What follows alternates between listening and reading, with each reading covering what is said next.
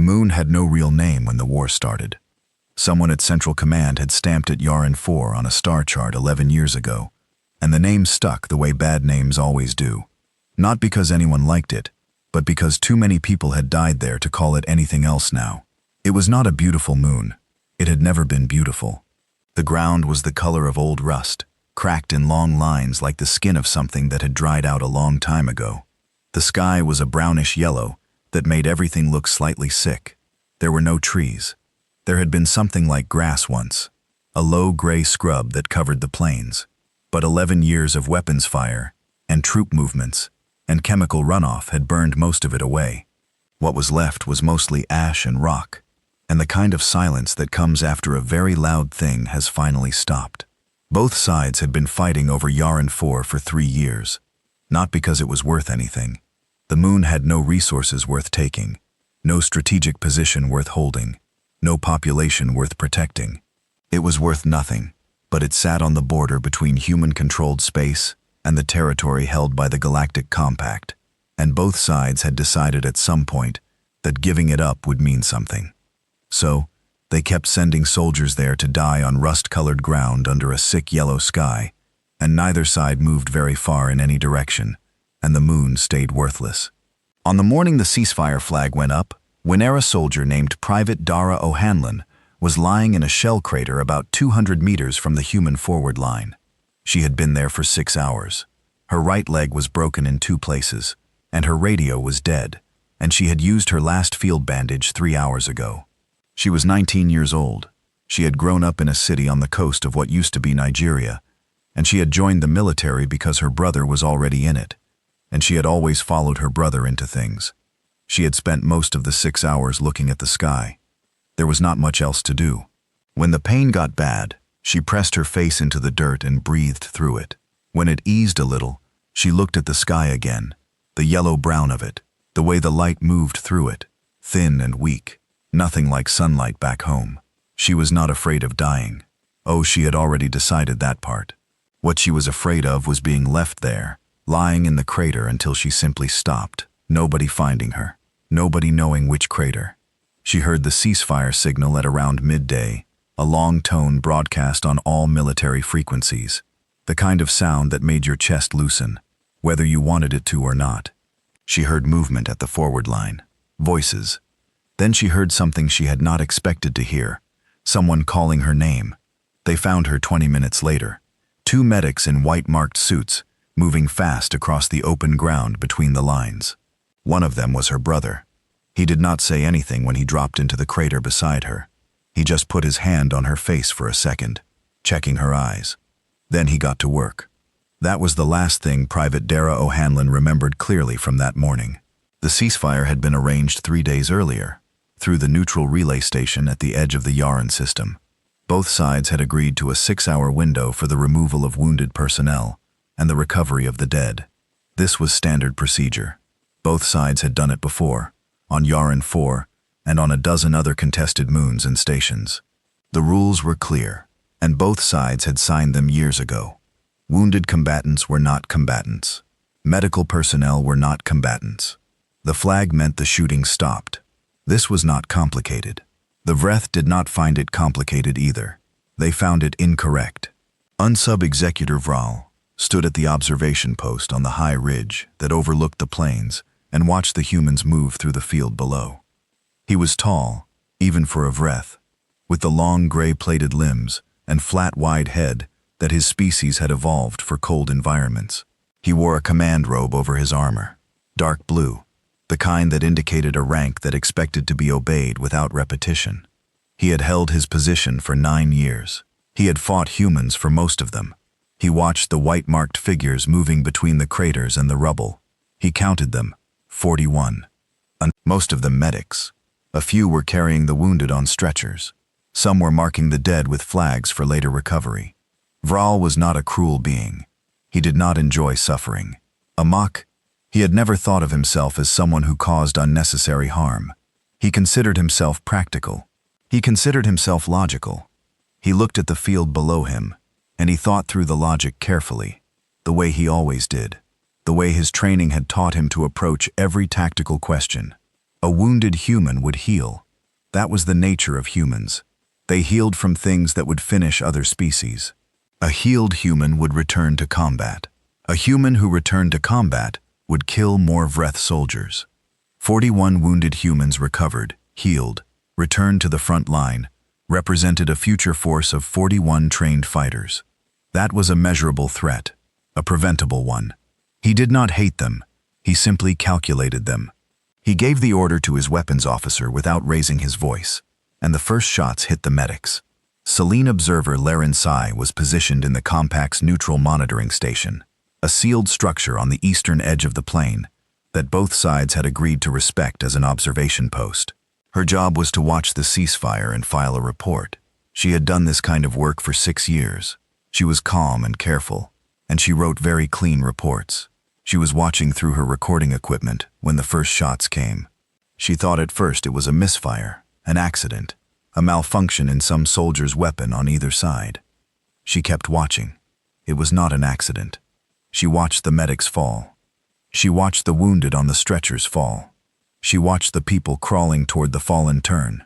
She watched all of it through her recording equipment, and she wrote nothing in her report for the first several minutes, because her hands were not working correctly. She was pressing them flat against the console to keep them still. She had seen death before. She had filed reports after battles that had killed 10,000 in a single day. She was not naive about war. She understood what war was, but there was a ceasefire flag in the air. She could see it from where she sat. It was still flying. It had been flying the whole time. She filed her report 40 minutes later, after the field was quiet, and the Vreth weapons had gone silent. The report was precise. It listed what she had seen in the order she had seen it, with timestamps and visual documentation attached. She was professional about it. She was Selene. Hapra. They were always professional. At the end of the report, she added one note. She had not planned to add it. It came out of her without planning, the way things do when something has changed inside you, and you have not yet figured out what. She wrote, "The humans on the ridge who watched the field, approximately 16 soldiers, did not call out or attempt to charge the Vreth position. They did not fire back. They made no sound that my equipment could detect. They simply became very still. I have studied human behavior patterns for many years, and I could not identify what I was seeing in them from this distance. I am not able to name what I observed. I want the record to reflect that I observed it." She sent the report. She sat in the monitoring station for a long time after. Outside, the ceasefire flag was still flying over the field. The Vreth had not taken it down. In Vral's reasoning, there had been nothing to interrupt the ceasefire. He had not fired on active combatants. He had simply resolved a future threat. The flag was still valid. The rules, as he understood them, were still intact. He filed his own report. He called it a field-efficient neutralization of future combatants. He used clean language. He was, in his way, also professional. Colonel Sarah Vance had been in the forward command shelter when the ceasefire shots started. She heard them before she understood what they were. By the time she got to the ridge, it was over. She stood at the edge of the ridge and looked at the field. She was 44 years old, and she had been fighting this war for 9 of those years, and she had seen things that she did not think about if she could help it. She looked at the field below, and she cataloged what she was seeing.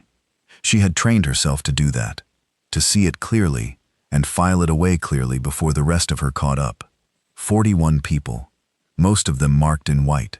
The stretchers overturned, the white-marked suits dark with the rust-colored dirt and darker things.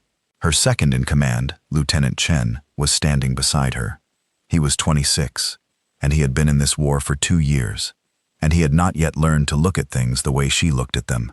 He was not looking at the field. He was looking at her. She said nothing for a while.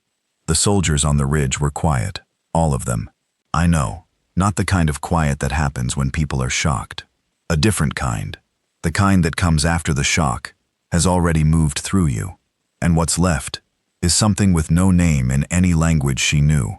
Something old and deep. Something that did not make noise. She turned and walked back to the command shelter. She sat down at the communications console. She opened a channel to Compact High Command, not to Vreth Command, to the Compact as a whole. the combined authority of the 4 species that ran it. She wanted to make sure the right people heard what she was about to say. She was quiet for a moment before she spoke. She was choosing the right words, not the most words, the right ones. She said, "You should not have done that." She closed the channel. Lieutenant Shen had followed her in. He stood in the doorway. He said, "Carefully, Colonel. What do we do now?" She was already pulling up a different frequency. Command back on Earth. The actual command. Not field command. Not sector command. The people who made decisions that could not be unmade. "We report it," she said. "We report everything exactly as it happened. We send the footage. We send Lorraine Saz's report. We send all of it." And then? She looked at the communication screen. She thought about the field.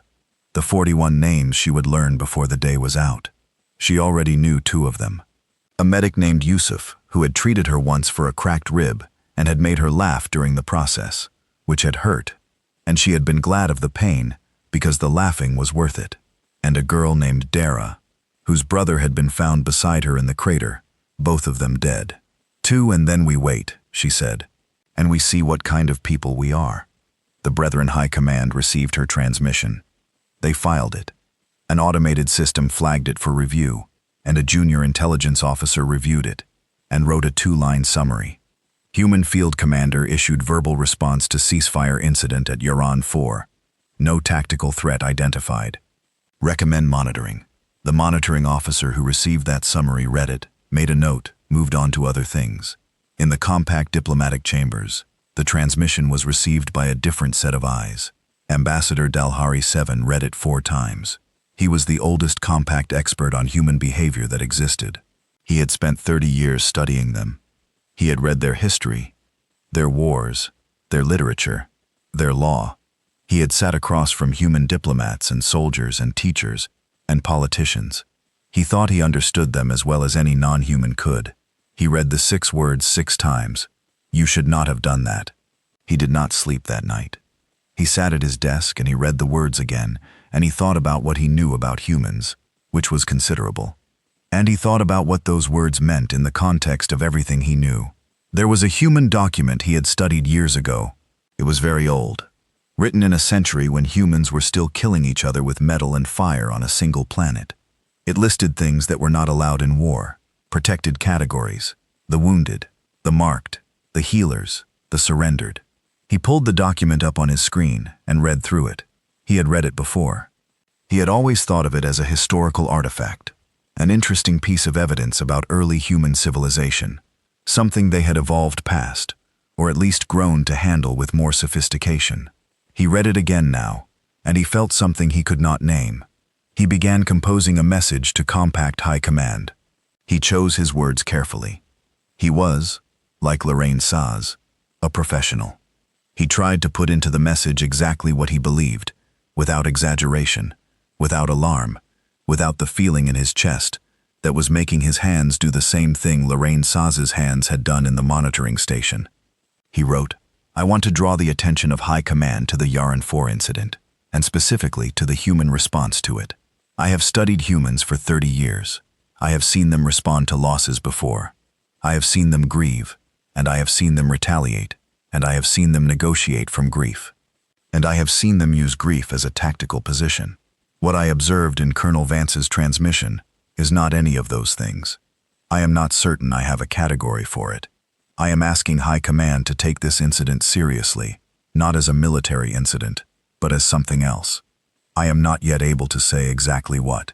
He sent the message. He sat back. On the field at Yaren 4, someone had finally taken the ceasefire flag down. It had flown for 4 hours after the last shot, long enough that the light had changed, the sick yellow of the sky going darker, the plane going from rust to something closer to brown in the shadow of evening.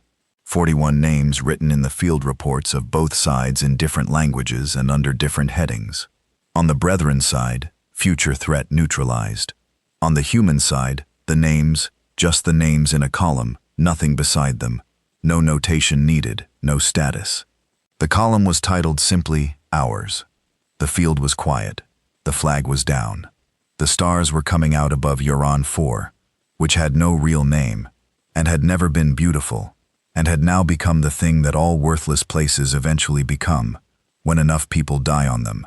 A sight, a line drawn, a word that had not yet been spoken, but was already in the air, already forming in 100 different mouths, across 6 star systems, moving toward the moment when someone would say it out loud. Reckoning. It was a human word. Most species didn't have an exact translation, not because the concept was foreign to them, because they had never needed to weight it quite that heavily, never needed to make it mean quite what humans meant when they said it. The night settled over Uran 4. Nobody slept much on either side of the line. In the human command shelter, Sarah Vance sat with the list of 41 names and read them until she had memorized everyone. It took most of the night. She had a good memory. She had always had a good memory. She considered it her job now to have a perfect one. She said nothing while she read, just the names, quiet to herself in the dark. When she finished, she started again from the top. The footage reached Earth in 11 hours. It traveled through the relay network that humans had built across the outer systems over 4 decades of space travel, a chain of signal boosters stretching from the inner colonies all the way back to the home world, like a long wire connecting everything they had built out there to the place they had started. 11 hours was fast. It was as fast as physics allowed. By the time it arrived, the Military Intelligence Office had already received Colonel Vance's initial report and the footage from the Compact's own observer, Lorraine Saz, which the Compact had shared through the neutral relay station as part of standard ceasefire documentation. Lorraine Saz's footage was actually cleaner than the human sides. Better angle, better resolution. She had been positioned well. The intelligence office processed the footage. Johnny, a senior analyst, watched it once, stopped it, sat for a minute, and then walked directly to the office of General Haruto Mace, who was the head of the UN Military Command, and said simply, "You need to see this now." General Mace watched it. He was 61 years old. He had white hair cut close and a face that had learned a long time ago not to show things while other people were in the room. He watched the footage from start to finish without speaking. When it ended, he said, "Play it again." The analyst played it again. When it ended the second time, he said, "Get me the Secretary General." The Secretary General watched it 30 minutes later. By the following morning, 22 heads of state and colonial governors had seen it. By the following evening, why it had been seen by everyone who needed to see it, and several people who had not needed to, but had gotten hold of it anyway, because information travels the same way light does. It does not check with you before it goes somewhere. The UN War Council was called into emergency session. Ambassador Dalhari 7 had a pass to observe the War Council sessions. He had held it for 6 years. He had used it many times. He was, as he had told his staff, a scholar, and scholars observe things. He arrived early and sat in the observer's gallery above the main chamber floor. The chamber was filling below him. He watched the human delegates come in from the Earth nations, from the outer colonies, from the off-world stations, where the signal lag meant some of them were watching through screens, with a delay of several seconds between what was said and what they heard. He noted the way they moved. He studied people's bodies, the way a good observer should, not just their words. The human delegates moved differently than usual. He had attended many of these sessions. Usually there was a certain amount of what he had learned to identify as political theater, the way people sat, the conversations they had with each other before the session started, the performance of position. Today there was none of it. They came in and they sat down. They did not talk much to each other. They looked at the chamber floor in front of them. Like soldiers, Dalhari 7 thought. They moved like soldiers, even the ones who had never been soldiers. Something had shifted in the way they were carrying themselves. He took careful notes. The session opened. The Secretary General, a woman named Adiza Obi, stood at the head of the chamber. She was a small person with a large presence, the kind of person who made the room she was in feel like her room. She had grown up in Lagos and had spent 30 years in politics before this job, and she had the look of someone who had been disappointed by humans many times and had made her peace with it without ever quite forgiving them. She did not give a speech. She said, "You have all seen the footage. There is nothing for me to add to what you have already seen. The question before this council is how we respond. I will take the floor." She stepped back. The floor was open. The first delegate to speak was from the Martian colonies. His name was Tarakose, and he was known for long, careful speeches that examined every side of an issue before arriving at any conclusion. He stood up and said 4 words. "This is not acceptable." Then he sat down. The delegate from the European Federation stood. She said, "I second that position." She sat down. This was unusual. This was not how the War Council worked. The War Council worked through argument and counter-argument and amendments, and the slow grinding process of building agreement between people who did not naturally agree. Dalhari 7 had watched it work this way for 6 years. He had always found it interesting. Today it was doing something else. He wrote in his notes, "They are not debating. They are confirming something they have already decided." Well, this is a different kind of session. Delegate after delegate stood. Some said more than others. The representative from the belt stations gave a short speech about the Geneva Convention. Dalhari 7 looked up the reference quickly on his records and quoted several of its articles with precision. The delegate from the Kepler colony spoke for about 2 minutes about a concept she called the protected class, explaining it clearly for the record, even though everyone in the room clearly already understood it. The delegate from the Pacific Coalition said nothing, just stood when it was his turn, and nodded and sat back down. That nod was counted as a vote. The vote, when it came, was unanimous.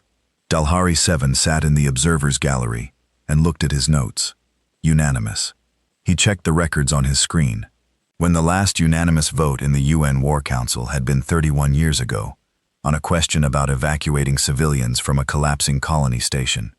Before that, you had to go back further. Unanimous votes were not how humans worked. They argued. They always argued. He had always thought of human arguing as one of their most defining characteristics. The way they could find disagreement in anything. The way no two of them ever seemed to want exactly the same thing. They wanted the same thing today. He left the gallery quickly after the vote. He had a message to send. The vote was not a declaration of war. The war was already happening. It had been happening for 11 years. The vote was for something else. Something that did not have a simple name in most languages, including human ones. But the official designation in the War Council records was Protocol Nemesis, which was Latin, an old Earth language that humans used mainly for naming things they wanted to sound important or permanent. Dalhari 7 knew what Nemesis meant. He had studied enough human history and mythology to know exactly what they had named this. He found a corner of a corridor outside the chamber and wrote his message to Compact High Command. He wrote quickly, which was unusual for him. He was usually careful with his words, but there was a feeling in his chest that was working against his usual care. He wrote, "The War Council vote has passed unanimous. First unanimous vote in 31 years. They have authorized what they are calling Protocol Nemesis. I want to be very clear about what this means. This is not an escalation. An escalation is a larger version of what was already happening. This is a different category of thing. Over the past 30 years, I have studied humans in great detail. I have studied their wars, the wars they fought against each other before they had space travel, and the wars they have fought since. I have noticed something in that history that I want to share now. Humans have a particular relationship with one specific category of act. The killing of the protected, the wounded, the healer, the surrendered. Other species have this too, to some degree, but humans built documents around it. They wrote it down in law. They died to defend it. When that line is crossed, something happens in them that is not like their other responses to being attacked or damaged or killed. I am not able to find a clean scientific word for it. The closest human word I can find is, they become purposeful. Not angry, not afraid, not strategic, purposeful in the way that a river becomes purposeful when you remove the dam. I am advising High Command to take the following actions immediately. He listed the actions. They were reasonable, diplomatic, the kind of actions a 30-year expert in human relations would recommend in a crisis. He sent the message. He stood in the corridor. He thought about the chamber, the way the delegates had moved, the unanimous vote. He thought about rivers. In the weeks that followed the vote, the signals started changing. The Compact's intelligence services tracked military transmissions, the way all intelligence services do. Not always the content, but the pattern, the frequency, the codes, the way a fleet moves before it moves. And they had been tracking human military signals for 11 years, and they had learned to read the patterns well enough to build predictions that were, on average, about 70% accurate. The predictions stopped working. The signals changed, not the content. The content was still encoded and took time to crack. The codes themselves changed. The classification systems changed. Ships that had been broadcasting standard fleet movement codes for years shifted to a code set that the Compact's analysts had never seen before. The analysts worked on it. They made progress. They cracked enough of it within 2 weeks to read the classification at the top of each broadcast. The classification was a single word. They translated it carefully, checking 3 different human language databases to make sure they had it right. The word was punitive.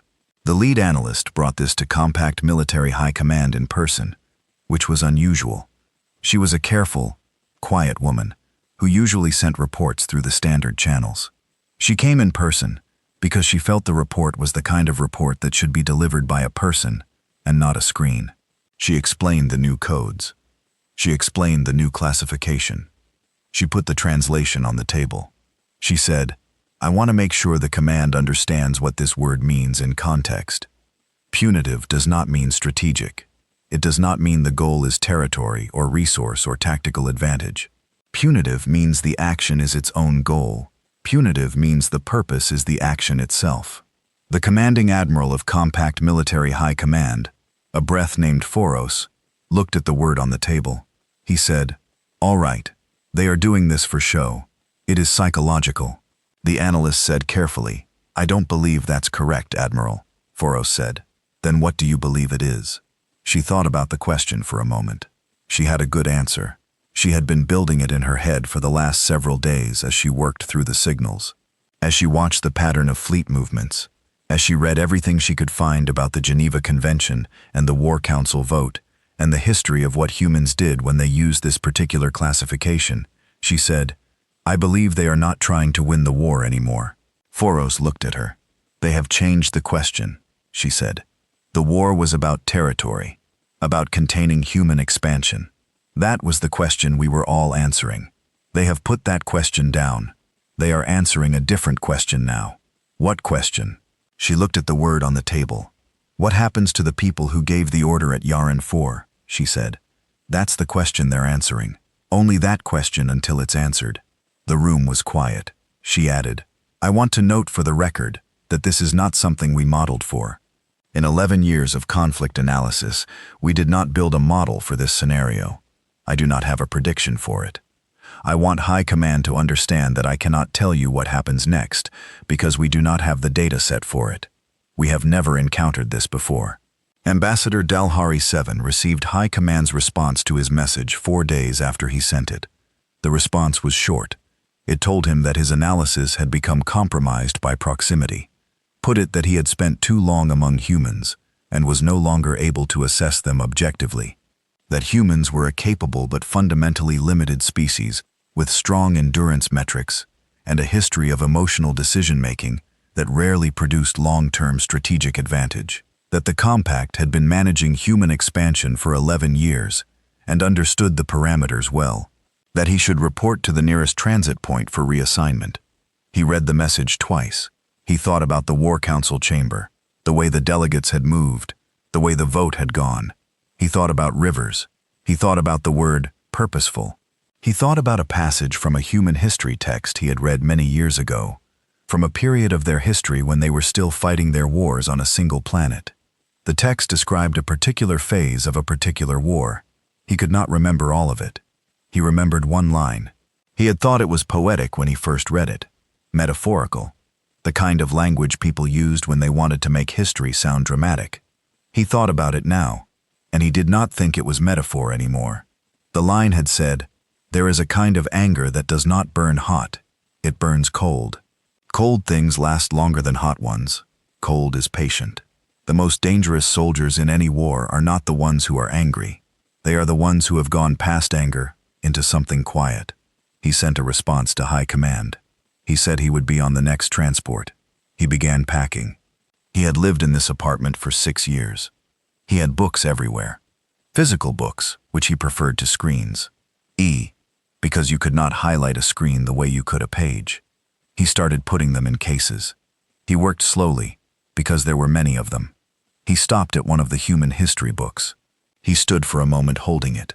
Then, he put it in the case with the others. He took the transit home to Dalhara Prime, and he did not explain to anyone who asked why he had requested the reassignment. And he did not give interviews to the media organizations that reached out to him after the war entered its new phase.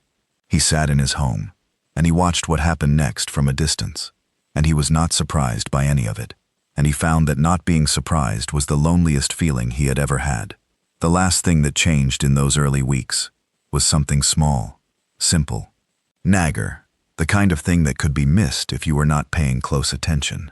The human fleet in the Yaran system, the ships that had been holding the borderline for 11 years, trading territory back and forth with compact forces in the slow, grinding way of that war, began moving, not toward compact territory, not in a formation built for taking and holding ground. They moved in small groups, fast, traveling in patterns that the compact's tracking systems could not predict, because the patterns were not built for prediction. They were built for something else.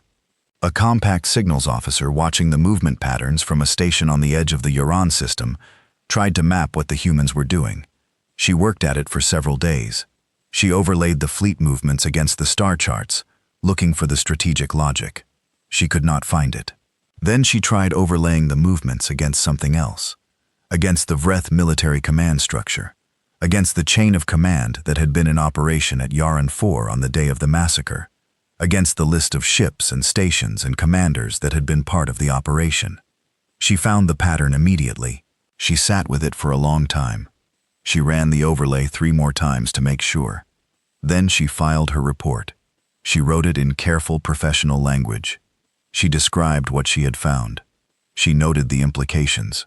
She recommended that the compact military high command review the data immediately. At the bottom of the report in the section for additional observations, she wrote one sentence that was not professional language. She wrote it anyway, because she could not leave it out. She wrote, "They know exactly who gave the order. They know exactly who passed it down. They know exactly who was there.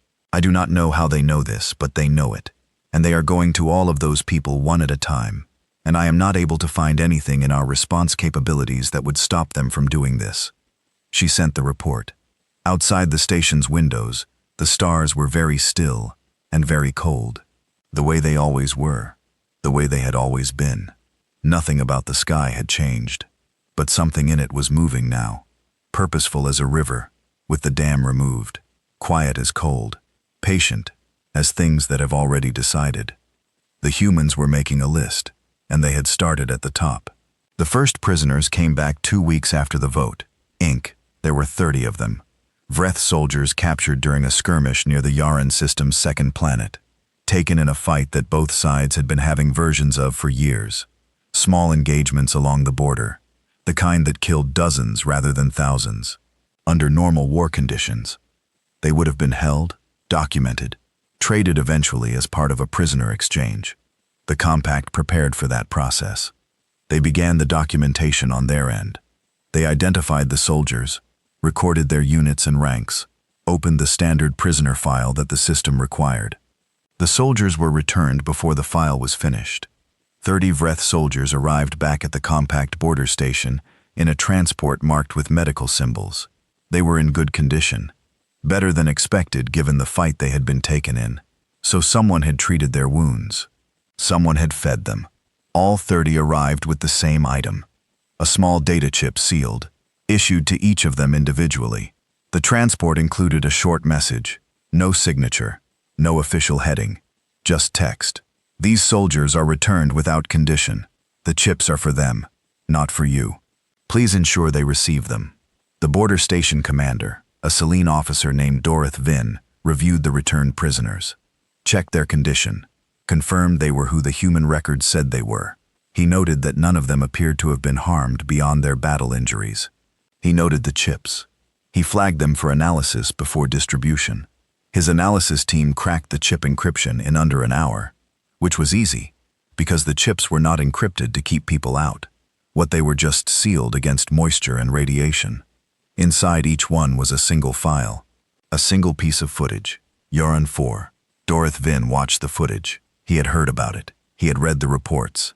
Hearing about something and watching the footage of it were different experiences, and he sat with that difference for a while after the footage ended. He thought about the instruction in the human message. The chips are for them, not for you. He ordered the chips distributed to the 30 soldiers, as the humans had requested. He filed a report on the incident. In the observations section, he wrote, "I have no strategic analysis to offer. I am not sure this is a strategic action. I am not sure what kind of action it is." Arch Admiral Serene Boss of the Selene Navy received Dorith Vin's report among 40 others that week. It and she almost missed it. She had the kind of job where important things hid inside piles of other things, and she had learned to read quickly and sort quickly, and identify what needed her full attention versus what needed a reply, and what needed to be filed. She was reading through the pile on a Wednesday when she hit Dorith Vin's report and stopped. She read it twice. She read it a third time. Then she went back to her records and pulled every human action report she had for the 3 weeks since the War Council vote. All of them. She had a large screen on one wall of her office, and she put everything on it. Fleet movements, engagement reports, signal logs, the prisoner returns. Every piece of data her intelligence division had collected on what humans were doing since Yaran 4. She stood at her screen for most of a day, as Serene Boss was by her own assessment, and most other people's assessment, the best strategic military mind the Selene had produced in 2 generations.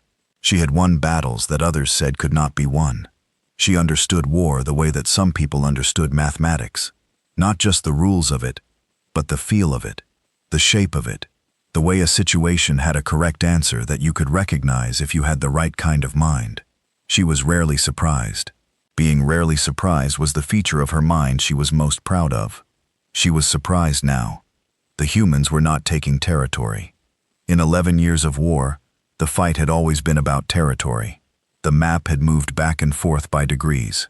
It was the fundamental logic of the conflict. You take, they take back. You both take elsewhere. The line moves. Ikonu. It was a comprehensible kind of war. She had built her entire strategic model on it. They had put the map down. She could see it in the movements. The fleets were not positioning for territorial control. They were not building supply lines. They were not establishing footholds. They were moving like something that did not care about land at all. Moving like a purpose rather than an army. She found the pattern the way Dorith Vin's analyst had found it. By accident, and then suddenly all at once. She overlaid the movements against the Vreth command structure and the list of ships and commanders that had been part of Yaran 4. She stared at the result. They were hunting. Specifically, carefully, methodically hunting the people responsible for giving the order and carrying it out at Yaran 4. Not the Vreth species, not the Vreth military as a whole, the specific chain of command, the specific individuals. The humans had apparently obtained, she did not know how, and this bothered her, a full accounting of who had been involved. They had a list. They were working through it. She had been in military command for 22 years. She had studied 60 different civilizations, approaches to warfare, as part of her strategic education. She had a library of case studies for how different species responded to different provocations. She was very well educated on the subject. She did not have a case study for this. She sat at her desk and she wrote her analysis. She was honest in it, which was her habit even when honesty was uncomfortable. She wrote, "Humans appear to have 2 concepts that both translate to our word for justice. One is the version we are familiar with, balance, proportion, the restoration of a state that was disrupted. The other is something else. The nearest translation I can find in our language is approximately, the settling of an account that cannot be left unsettled. They have a word for it in one of their oldest languages, reckoning. I believe we should have learned this word before we got to this point." She sent the analysis to the Selene High Council and requested an urgent meeting. The compact was not a unified government. It was an alliance. There was a difference. A government could make decisions and have them happen. An alliance made decisions and then watched its members decide whether to actually do them. which was a slower and more frustrating process. The Keth were the first to move. The Keth were a species from a cold, rocky system in the middle of the Compact's territory. They were not the largest or the most powerful of the 4 Compact species. They were thoughtful and methodical, and they had a long memory, which was the trait that mattered most right now. 800 years ago, they had nearly ended themselves in a civil war that had started in the way civil wars do, with a list of grievances that kept growing. The war had reached a point where no one was taking prisoners, and no one was treating wounds, and no one was allowing the dead to be claimed. There had been a word for what happened to a society that stopped doing those things. The Keth still taught that word in their schools. The Keth ambassador to the Compact, Oren Sol, which requested a formal session with the Compact Military Committee 1 week after Serene Boss sent her analysis. She arrived with a short statement. She read it without preamble. She said, "The Keth Republic formally dissociates from the Compact military position on the Yaren 4 incident. We do not support the actions taken. We have never supported them. We wish to make clear for the record that we were not informed before the action was taken, and we were not consulted. We wish to be equally clear about what we believe the action was. It was a violation of protected class. We have a word for this in Keth. It predates our space age. It means the removal of a being from war. When a being is removed from war by wound, or by surrender, or by the act of healing, they are no longer part of the war. Killing them is not a military act. It is something else. We do not participate in something else. We are requesting immediate bilateral ceasefire negotiations with the human forces, and we are withdrawing our ships from the Yaren border." The meeting was not pleasant after that. Breath Admiral Forrest argued that the Keth were surrendering to pressure, that this was exactly what the humans wanted, that a fracture in the Compact was the strategic goal of the whole operation. Oren Sol said calmly, "I am not doing this because of human strategy. I am doing this because of what happened on that field." She left. The Dahari followed the Keth within 6 days. Their reasons were different. The Dahari were more pragmatic, more focused on long-term positioning, but the result was the same. They contacted Human Command. They requested talks. They sent their ships home. Dan Hadavrith flagship, Dreth Ascendant, was one of the largest ships in the Compact fleet. 14 kilometers from bow to stern, it had been in service for 30 years, and had fought in 4 major engagements, and had never been beaten. It was the ship Sub-Executor Vraw had used to command the Yaren 4 operation. It was his ship. He had served on it for most of his military career. A Compact patrol found it drifting in the Keth corridor on a Tuesday morning. The patrol ship's captain approached carefully. No distress signal had been sent. There was no weapons fire visible. The ship was intact. All 14 kilometers of it. Every hull plate in place. Every weapon system powered down. No sign of breach or impact or explosion. It was simply drifting, like something that had forgotten it was supposed to be going somewhere. However, the captain requested boarding permission by the standard procedure. He received no response. He boarded. The ship was fully crewed. Every member of the complement was at their station, or was in their quarters. All of them were dead. No marks of violence that the initial sweep could find. No signs of hull breach. No environmental failure that would explain it. Just the entire crew of one of the largest warships in the Compact fleet. Dead, undisturbed, like they had simply stopped. Vraw was found in his command chair on the bridge. He looked to the boarding captain's eye, almost peaceful, which was the part that the captain found hardest to include in his report. Because peaceful was not the word a report should contain, and he was a professional, and he tried to write professionally.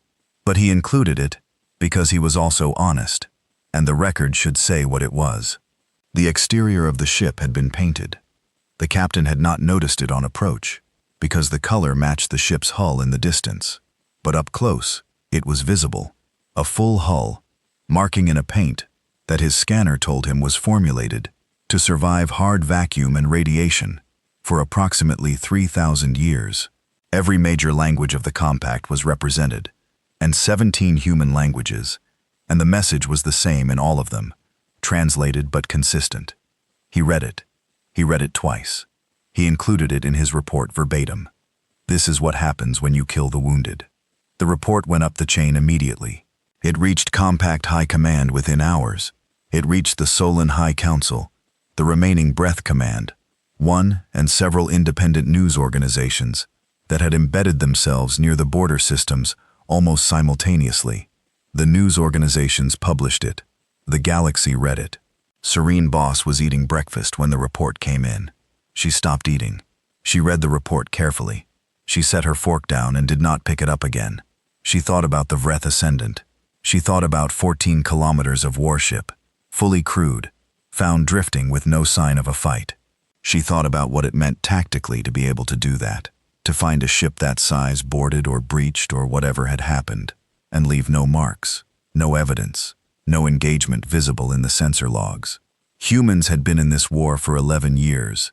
She had always assessed them honestly, which meant she had assessed them as formidable. She was strong endurance, good adaptability, emotionally resilient, better than expected at working under sustained pressure. She had thought she understood what they were capable of. She thought about the ship again. 3,000 years. That was how long the paint was made to last. They had not painted it for today. They had painted it for everyone who came after. They had painted it for the ships and explorers and civilizations that would pass through the Keth corridor in a century, in 5 centuries, in 2,000 years. They were not leaving a message for the Compact. They were leaving it for the future. She picked up her communicator and contacted her aide. She said, "Get me a direct channel to the human command. Whoever is in charge of this operation, I want to talk to them." Her aide said, "Admiral, that's outside protocol. We'd need authorization from Lai." "I'm authorizing it," she said. "Get me the channel." She did not get the channel that day. It took 3 more days of navigation through the communication protocols, the careful and frustrating process of establishing contact between 2 sides that were technically still at war, while 2 of the 4 compact species were now not technically at war with those same humans, and the lines were getting complicated. While she waited, she kept working through her analysis. She kept pulling reports. She kept adding to the picture she was building. A pattern she had noticed in the first week was clearer now. The humans were sending prisoners back. Every compact soldier captured since the vote had been processed, treated if wounded, and returned without condition, with a chip every time. She had initially thought this was a message, a demonstration, a way of saying, "We will fight you, but we will not be like you." She thought about it more carefully now. She thought about it the way she thought about military actions, not as communication, but as design. What did this accomplish? What did it do to the person who received it? 30 Vreth soldiers returned, each with footage of Yaran 4. Not court pressure to watch it, not required to, just given it, handed it. "Here, this is what your side did. We want you to have seen it." She thought about the 30 soldiers. She thought about them going home and living with that chip in their possession, with the footage on it, with the knowledge that the humans had held them and could have done anything, and instead had fed them and treated them and sent them back. She thought about what that did to a soldier's understanding of the war they were fighting. It was, she realized, the most sophisticated thing she had seen either side do in 11 years. It was not violence. It was not threat. It was just a question handed to 30 people, and the question was, do you know what you are part of? She added a new section to her analysis. She titled it, Observations on Human Strategic Patience. She wrote, "I have been trying to understand what humans are doing and why it is working in ways that our standard models cannot account for. I believe the answer is that humans are not operating within a strategic frame at all. They are operating within a moral frame. This is not the same thing. Moral frames are not interested in efficiency. Moral frames are interested in being correct. An enemy operating within a moral frame does not ask what the most efficient action is. They ask what the right action is. This is harder to predict, harder to counter, and harder to exhaust. You can exhaust efficiency. You cannot exhaust a species that believes, genuinely believes, as a group, not as propaganda, but as actual conviction, that they are doing what must be done." She paused.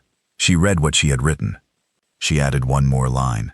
"I have studied war for my entire adult life, and I will tell you honestly that I have never wanted to be on the wrong side of this particular type of enemy.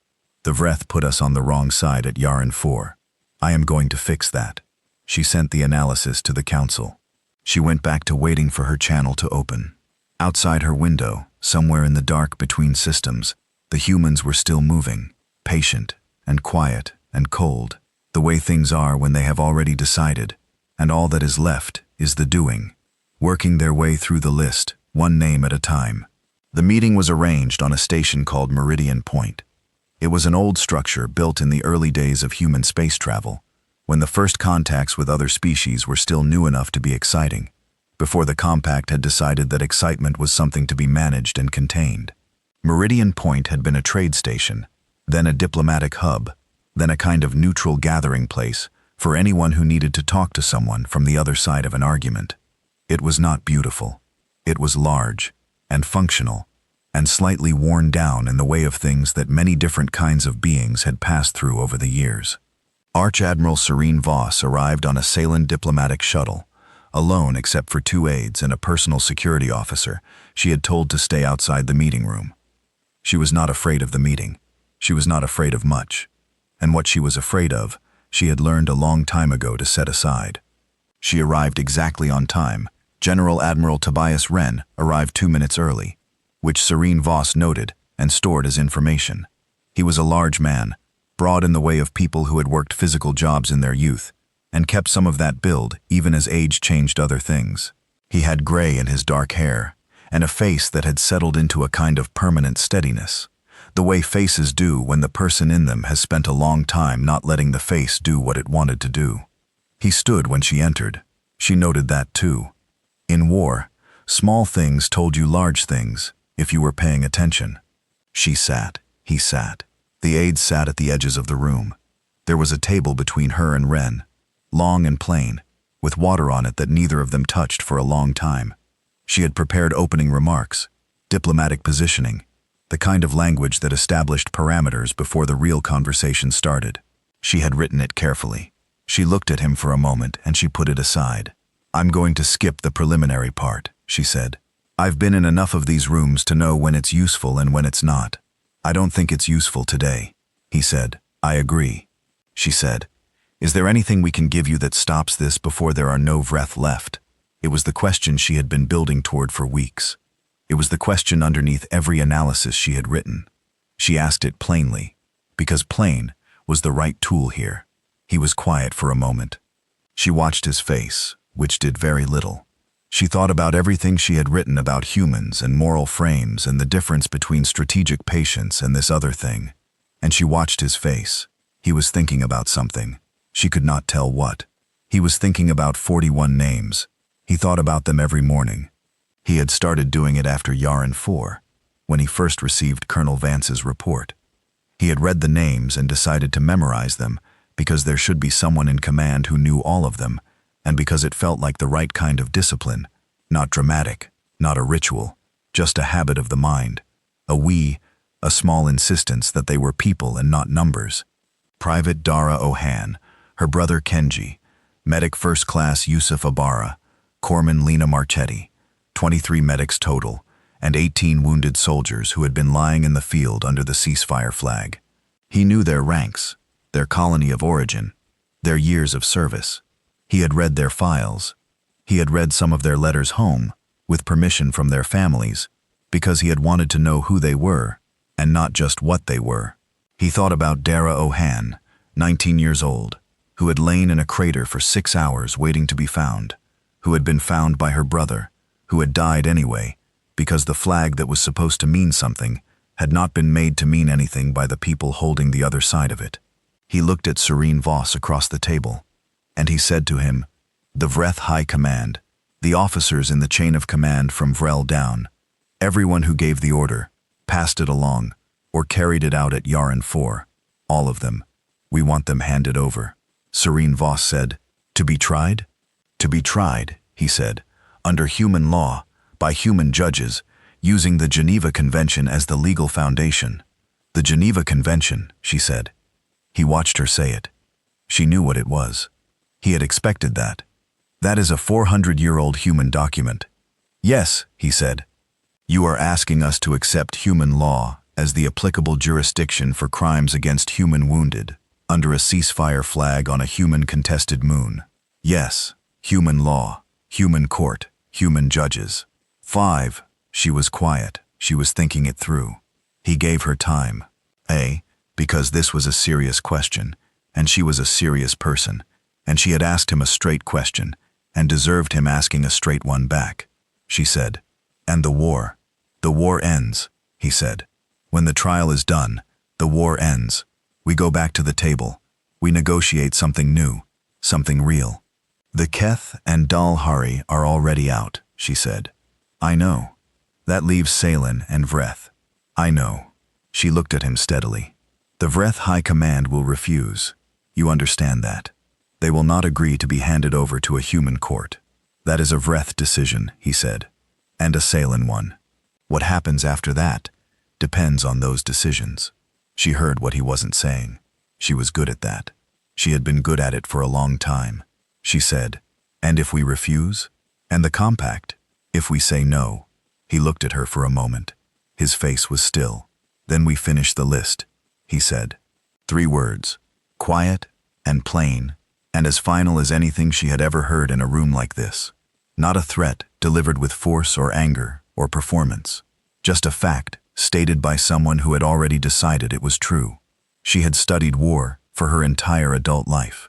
She had been in rooms where threats were made, and she knew the difference between the performance of a threat, which was common, and the thing itself. The thing itself was rarer. She had heard it a handful of times. It did not sound like what most people thought it sounded like. It did not sound big. It sounded like this. She said, "I believe you." He said, "I know." They looked at each other. She said, "How long do you need? Give me time. We're not stopping while you take it." He said, "The operation continues. You understand that. I understand that. How much time?" She thought about the Vreth High Command. She thought about their politics, their internal structure, the way decisions moved through their leadership.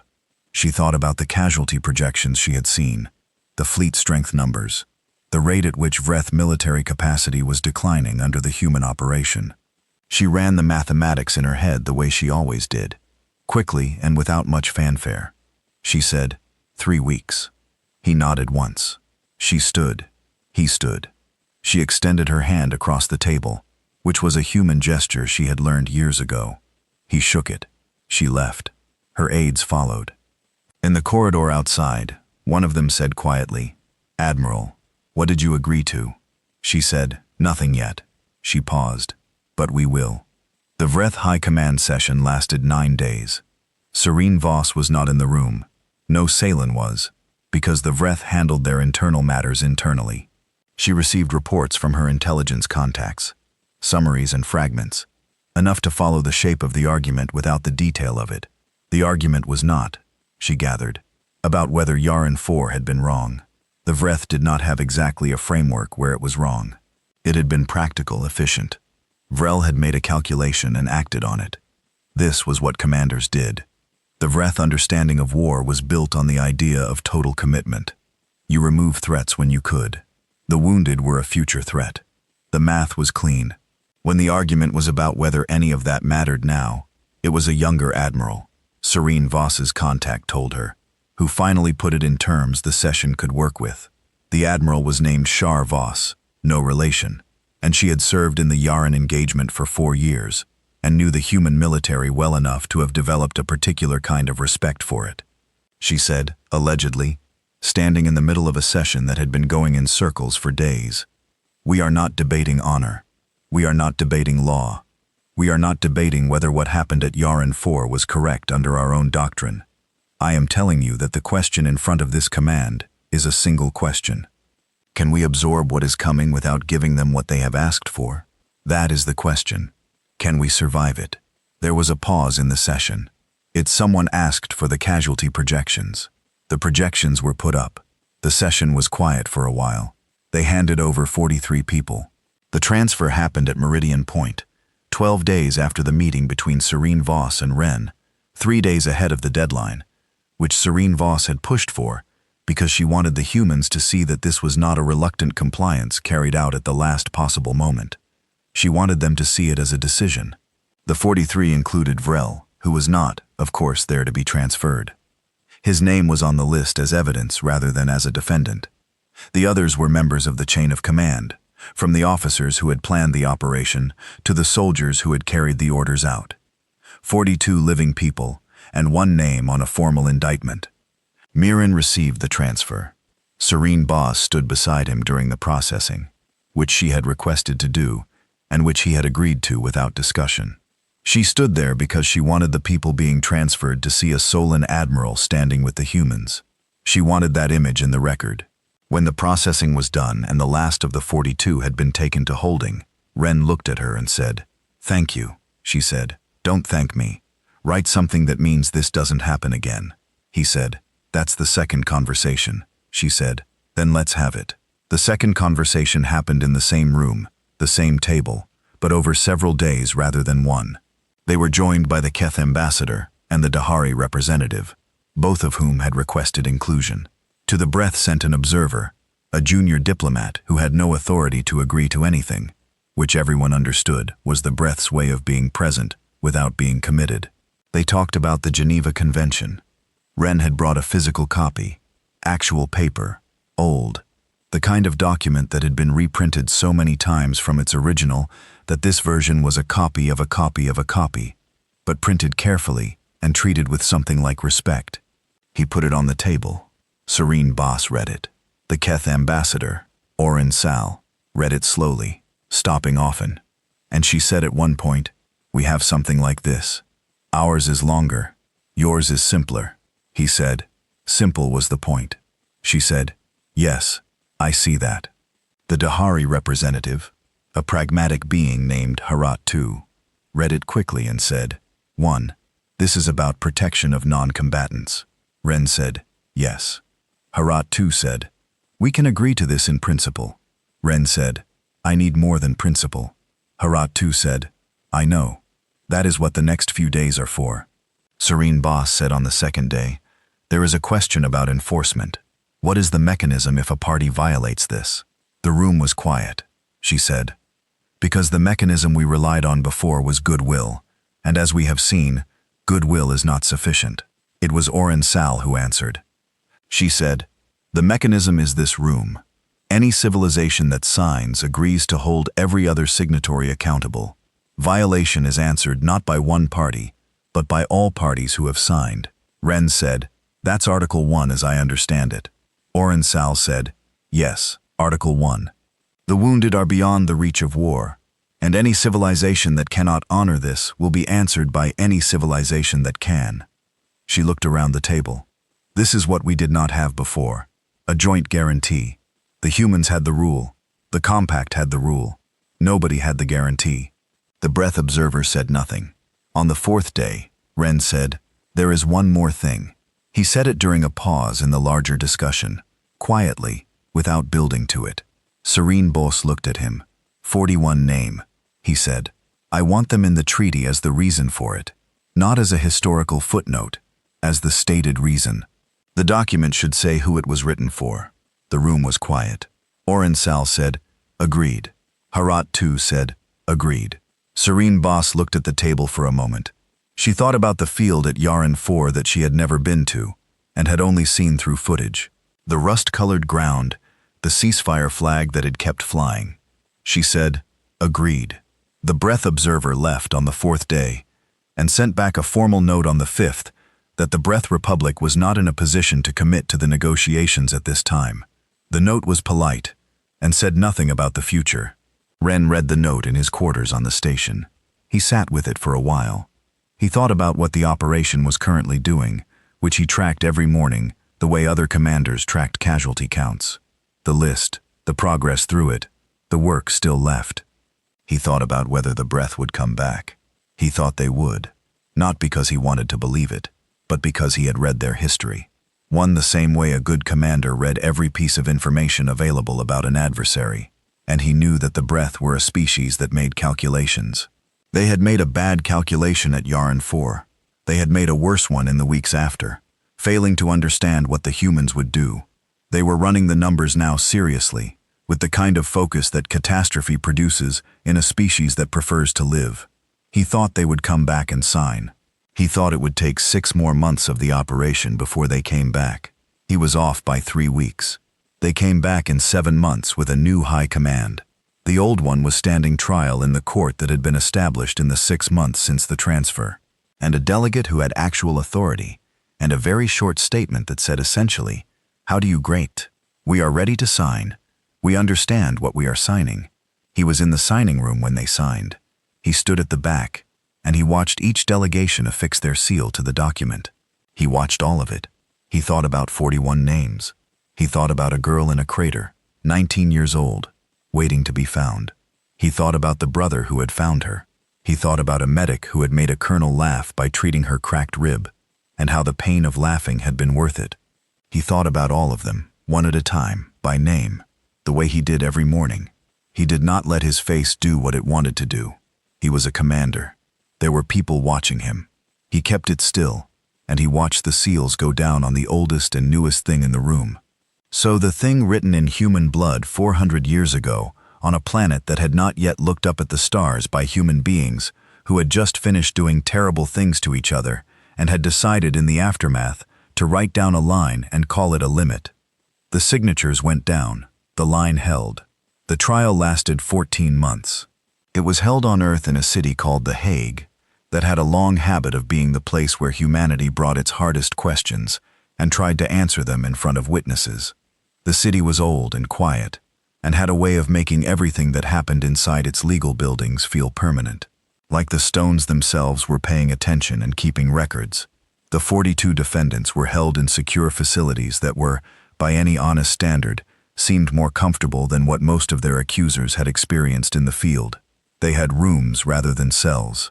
They had access to legal representation, to food that met their nutritional requirements, to outside air and enclosed yards at scheduled times. There had been a debate about this in the early days of the trial preparation. Some people had said that the accused deserved something harder, something less comfortable. Advocate Mira Osei, who was the lead prosecutor, and had been selected for the job after a long process that had involved many arguments in many rooms, had said simply, "The whole point is that we treat the surrendered with decency. The point is that we are not them." The debate ended. The proceedings were broadcast, every session in full, transmitted to every relay station in the known human network, and from there went through the various signals agreements that had been worked out in the months since the treaty, to every inhabited system in the compact's territory. The Keth picked it up and retransmitted it on their own networks. The Dahari did the same, even in breath space, where the official position on the trial remained complicated for most of its duration. The broadcasts were accessible to anyone who knew which frequency to find. The galaxy watched. Not all of it, not every individual, but enough. The way enough people watched a thing to make it a fact in the world. Something that could no longer be pretended away. Something that entered the shared record and stayed there. Advocate Mira Osei was 38 years old, and she had spent her legal career prosecuting war crimes in human-on-human conflicts, which was less common than it used to be, but had not yet entirely stopped. She was from a city on the west coast of South America, and she had grown up in a household where her mother was a judge, and her father taught legal history, and she had absorbed law the way children absorb things when it is simply the air of the house, not as a subject, but as a way of seeing. She had prepared for the trial for 8 months before the first session opened. She had read everything, the Yaren 4 footage, all of it, every angle, every report, every piece of human history relevant to the charges. She had read the Geneva Convention so many times, she could recite any article from any page. She had also read the Breath legal tradition, the Compact's various frameworks for military conduct, and in every piece of expert testimony she had been able to collect about how each of the 4 Compact species thought about war. She walked into the courtroom on the first day, and she felt the weight of it, which was appropriate because it was a heavy thing, and the weight was the right response. The defendants sat in an area to the left of the main floor. 42 beings, most of them Breath. One Solon junior officer who had been part of the communications chain that confirmed the order. They had legal representation, as was their right.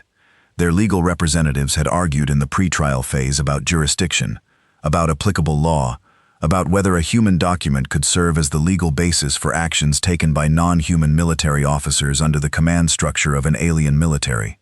Yet, Osei had responded to all of it in writing, in briefs, that the presiding judges had found sufficient to proceed. The key argument was simple. The victims were human. The ceasefire flag was a human system. The protections that had been violated were protections that the human side had offered in good faith, under an agreement both sides had signed. The applicable law was the law that covered the victims. The court's jurisdiction flowed from that. The trial was not a drama. Real legal proceedings rarely were. They were meticulous and slow and full of detail. And the detail mattered precisely because it was not dramatic. The details were the point. This person gave this order at this time, through this channel, to this person who passed it to this person. This person fired this weapon. This person wrote this report and called it this. The record was built piece by piece, specific and small, until the whole of what had happened at Yoran 4 was in the room in full, as completely as it could be reconstructed with nowhere to hide. The defendants' representatives tried different approaches. They argued for their client's belief that the actions were militarily justified. They argued for the lack of precedent in breadth military law. They argued about intent. Osei answered each approach carefully, taking her time, building her responses the way good arguments are built, not with force, but with clarity. The kind of clarity that does not allow the fog of competing claims to settle. The question came from one of the defendants directly in the third month of the trial, during a session that had been devoted to testimony about the chain of command. One of the lower-ranking officers, a young breath soldier who had been a weapons technician aboard one of the ships that carried out the Yaran 4 order, asked through his representative to speak. He was given time. He was respectful and quiet. He said he wanted to understand something. He said he had been thinking about it since before the trial, since the day on the ship when they had returned from the operation and filed their reports. He said he had tried to find the answer himself and had not been able to. He said, "I don't understand why this is different from any other death in the war. We have killed humans throughout this conflict, many humans, every day of 11 years. You have killed breath. That is what war is. Why does this particular killing require this particular response? Why does it matter more that they were wounded?" The room was quiet. The presiding judge looked at Osei. She had expected this question, not necessarily in this form, not necessarily from a defendant directly during testimony, but she had expected the question because it was the heart of everything. It was the question the trial was actually answering. She stood. She said, "Because the wounded cannot fight back. That is the first reason, and it is sufficient on its own. But I will continue. Because the medics treating them had made a choice, a legal choice, recognized by both sides of this conflict to be healers, to step out of the war. When someone steps out of a war voluntarily, to help the fallen, they are owed safety in return. This is not a human invention. Every species represented in this courtroom has a version of this understanding. The breath have it too. You call it something different. The word translates roughly as the set aside. Those who are set aside from the fighting are set aside from the dying." She paused. The room was listening. The feeds to the relay stations were active. She said, "But I want to answer your question fully, because you asked it honestly. There is a deeper reason. The ceasefire flag was flying. That flag is a human system, and it means one specific thing. The war is paused. Everyone under that flag is no longer a combatant. They are just people. People who are wounded. People who are trying to help the wounded. People who have put down the war and asked only for the chance to survive or to help others survive. What happened at Yaran 4 was not a military decision made in the heat of combat. It was a decision made in cold calculation to kill people who were no longer part of the war. Your sub-executor called it field-efficient neutralization of future combatants. I want the record to note that phrase, because that phrase is the entire case. He did not see people on that field. He saw future problems. He saw math. And that is exactly the kind of seeing that the document in front of this court was written to prevent. Not because humans are more valuable than other beings, because no wounded person under a ceasefire flag is a combatant. Not human, not breath, not any species, not ever. That is the line. She sat down. She did not explain further. She did not add to it. The room held what she had said, and she let it. She had learned from the document she was prosecuting under that sometimes the right thing to do was to make your argument and then go silent, and trust that the people in the room were intelligent enough to carry it the rest of the way. The verdicts came down on a Thursday. Guilty on all primary charges for 38 of the 42 defendants. The remaining 4 received lesser verdicts on reduced charges, which Osei had expected. The chain of command's lower end was always complicated, always involved people who had followed orders without full information. And the document had language for that distinction too. Sentencing followed. It was measured and specific, as sentencing should be. The most severe consequences went to those who had given and transmitted the orders. The technical personnel received less. Everything was in the record, publicly, in detail. The transcript ran to several thousand pages and was entered into the permanent human legal archive, which meant it would exist in accessible form for as long as humans maintain their record systems, which based on current projections was a very long time.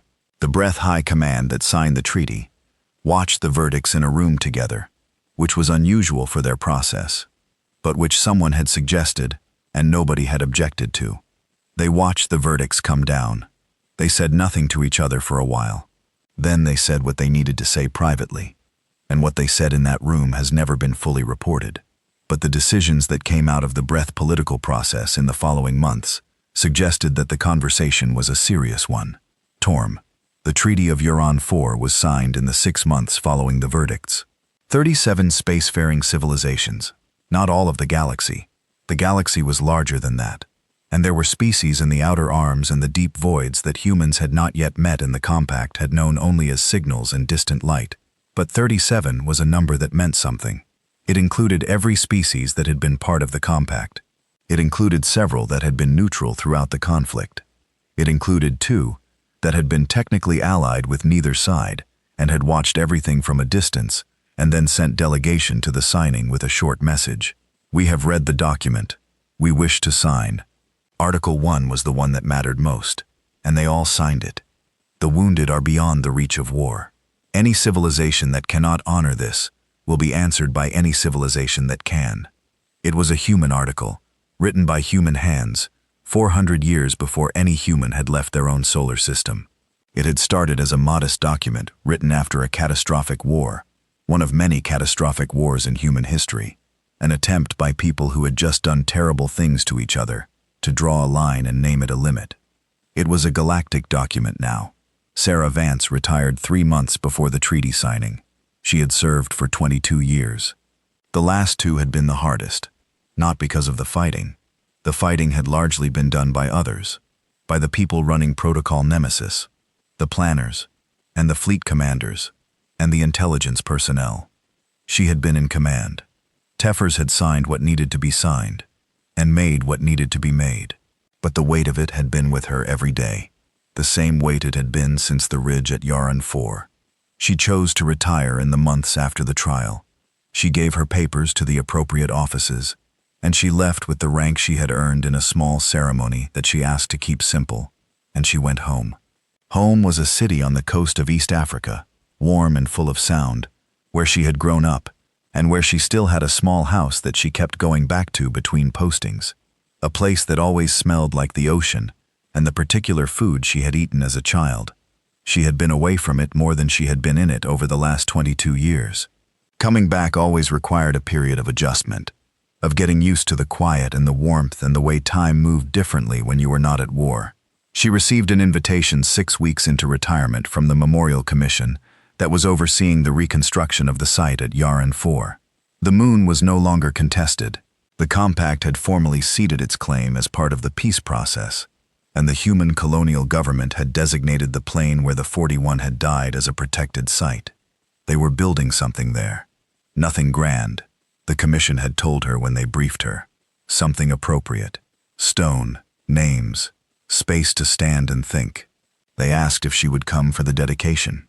She went. The plain was still rust-colored. Some things don't change. The sky was still that brownish yellow, weak light, slightly sick. She stood on the ground she had looked down at from the ridge, and she felt the ground under her boots, solid and real. And she looked at what they had built. It was a long wall of dark stone, low, the kind of height a person could touch the top of without stretching. The 41 names were cut into it, deep cuts, clear and clean. No rank, no unit, no designation. Just the names, the full names, first and last, in the order they appeared on the field report. The document that had listed them in a column under the heading Hours. She stood in front of it for a long time. She had memorized them years ago. She recited them now, quietly in her head. Not because she had forgotten any of them. She would never forget any of them. Just because they deserved to be said. Just because saying a name, even silently, even only to yourself, was a way of insisting that the name still meant something. She heard footsteps behind her. She did not turn immediately. She had learned a long time ago to let people approach at their own pace. Colonel Vance? She turned. A young Keth stood a few meters away, uncertain in the way of someone who has approached a stranger and is not sure of the welcome. She was young, very young, maybe 22, 23, by the Keth counting. She wore the badge of the Memorial Commission on her shoulder. Vance said, "Retired now. Just Vance." The young Keth came forward a little. "I'm sorry to disturb you. I am assigned to the commission as a junior cultural liaison. I worked with the architects on the translation of the names." She looked at the wall. "When it was important to us, to the Keth team, that they were right." Vance looked at the wall too. The names were right. She had checked them when she arrived. "Thank you," she said. "They're right." They stood in front of the wall together for a moment. Then the Keth said carefully, "Did you know it would end this way? When it started, when it was still happening, did you know?" Vance thought about it. An honest question deserved an honest answer. "No," she said. "Were you afraid it wouldn't?" "Every day." The Keth looked at the names. She was quiet for a moment. The way young people are when they are finding words for something they feel, but have not yet said. "My people have a saying," she said. "It is old. It comes from our war, the one 800 years ago that nearly finished us. It translates roughly as, 'The line that cannot be crossed is the one someone died defending.'" Vance nodded. She looked at the names. The Keth said, "Do humans have something like that?" Vance was quiet for a moment.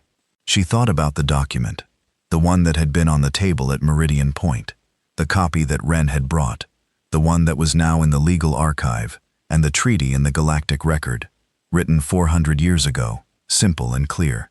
She thought about what it was, really, at its core. Not the articles, not the legal framework, the thing underneath all of it.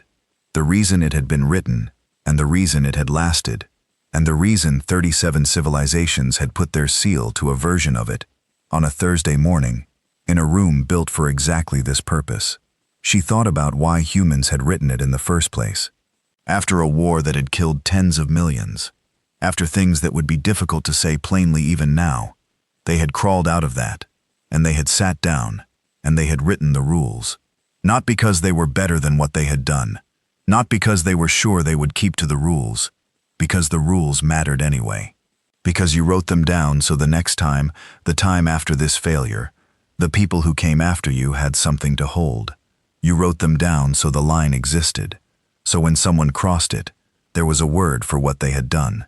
She said, "Yes, we have something like that." She did not say what it was. She did not need to. The Keth stood beside her in the rust-colored plain under the yellow sky. When and they looked at 41 names cut into dark stone, and the wind came across the field, the way wind always comes across open ground, low and constant, and it carried nothing with it but itself. The line was in the stone. The names were in the line, and the line would be there long after everyone who had stood in front of it today had become names in their own records, in their own walls, in their own memorials, long after all of them were gone, and the plane had changed into whatever it was going to change into, and new species had found their way to this border moon that had no real name and had never been beautiful, and had become, in the way of places where lines are drawn and held, something that the galaxy would keep coming back to. Not to celebrate, to remember, to stand in front of the names and say them, quietly, and know what they meant, and to carry the line forward one more day, one more generation, one more civilization at a time, into whatever came next.